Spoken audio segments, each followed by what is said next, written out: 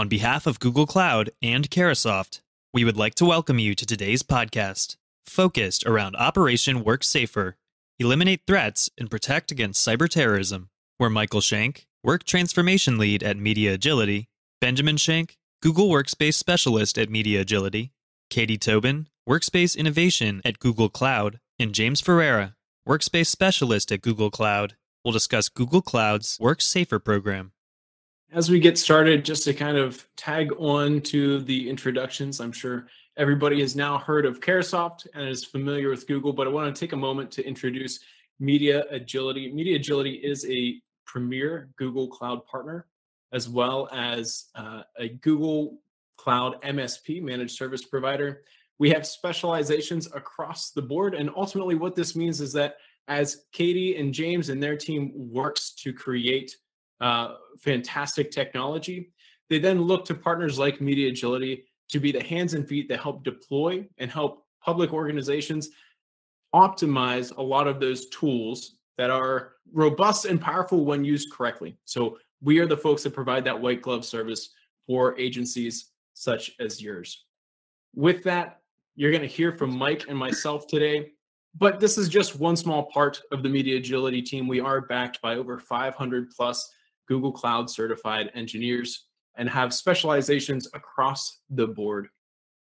Further, while today we're going to be talking a lot about Beyond Core, Workspace, Enterprise, and the rest of Google's Work Safer tools, security is a core tenet of Media Agility's offerings, but we are also a full service public sector partner working with Cloud Maps, Workspace, Chrome, and providing custom solutions. So if there's anything that strikes your interest here today, know that we can likely serve you there as well. As we get started, I want to really focus on security. And as we do, I want to ask you for just a moment to imagine your perfect morning. Maybe this is 7:30 a.m. and you wake up without the alarm. You're able to start some coffee and get moving on your day. You already know what is lined up for work. You know that your team has everything in order. In fact, the last Friday, you cleared out all of the help desk tickets, and you know exactly what today has in store. Now I want you to imagine Jeff's morning. And of course, Jeff, we have changed names to protect the innocent here, but Jeff is a very real person and a very real story, although his name is not actually Jeff.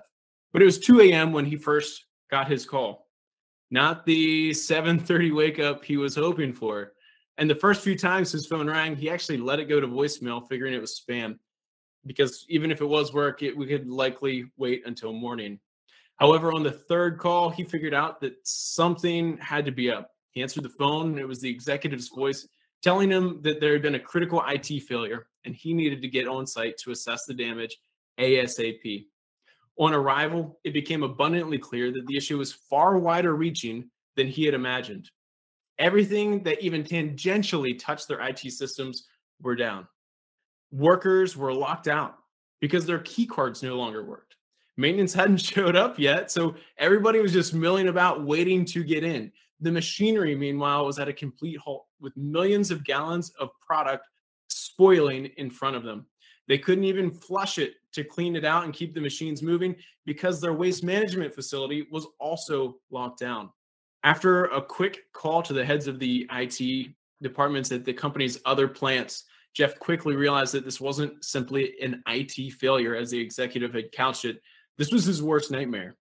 This was the exact thing that he had been warning leadership about for the past 2 years when his team conducted a vulnerability audit. This was the result of a long, premeditated ransomware attack. The fallout for the business was significant. Millions of dollars of inventory were lost. Lines were down for nearly 2 weeks, and key customers at that point were demanding to be released from their contracts. On the IT side, everything seemed to have been touched by the hack. And while they were able to use their disaster recovery tools to get most things back online, it was estimated that Jeff and his team had over 6 months of work ahead of them just to get all of the endpoints safely back online. The unfortunate reality is that the scenario Jeff faced is not an isolated incident. It is a universal threat facing businesses, individuals, and in today's climate is especially prescient for government agencies. In the last year alone, the average cost of a data breach has increased by 10% to $4.6 million. And again, that's on average. Of course, there's smaller ones, and of course, there's more massively large ones too. Moreover, these take nearly a year to identify and contain a typical breach. On top of this, cybercrime is no longer something that is discussed just in a cybersecurity website, right? For a niche audience, it has now solidified its place in the world's daily vernacular as it has become a regular front page feature in the news with headlines seen and consequences felt worldwide. Moreover, the nature of cyber threats has fundamentally changed. With a remote workforce, endpoint, every employee, and every patch presents a serious vulnerability. And it's no longer lone wolves looking for a nice payday. We are now facing many state-backed groups targeting data and access points to key infrastructure and economic drivers, a point made all the more clear by the current struggle we're seeing in Ukraine. Cybersecurity is no longer a best practice or a nice to have. It is now a matter of national security, and I'm sure that's why we're all here today. Changing threats requires a more robust, a more proactive, and zero trust approach capable of staying ahead of the bad actors and avoiding critical vulnerabilities like manual updates and patches. The good news is that these type of tools aren't a pipe dream. And together with specialized deployment partners like Media Agility, Google has made these tools available to the public sector through a new suite of security tools collectively bundled through Google's WorkSafer offering. Over the next 50 minutes, you'll learn about some of the best practices of these tools that organizations have implemented to proactively protect their users' data and infrastructure from cyber terrorism. Then you'll get a chance to take a look at the tools themselves as Katie and James walk through them. So to kick things off, I want to hand it over to Mike from our team to share how one team is protecting their organization by implementing BeyondCore's Zero Trust framework. Mike? Thank you, Ben. To really get us started, I do want to start with just a little high level, what is BeyondCore, what is Zero Trust, just to make sure we're all on the same page. You know, the traditional approach to security has always been to secure the perimeter. Keep all of your confidential information and end users within the perimeter and repel attacks from within the confines of your firewalls.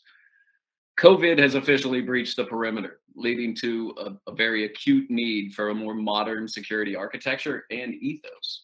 To top it all off, shifting from the perimeter made things easier for cyber terrorists targeting remote employees, and it vastly increased the number of attack points available to them.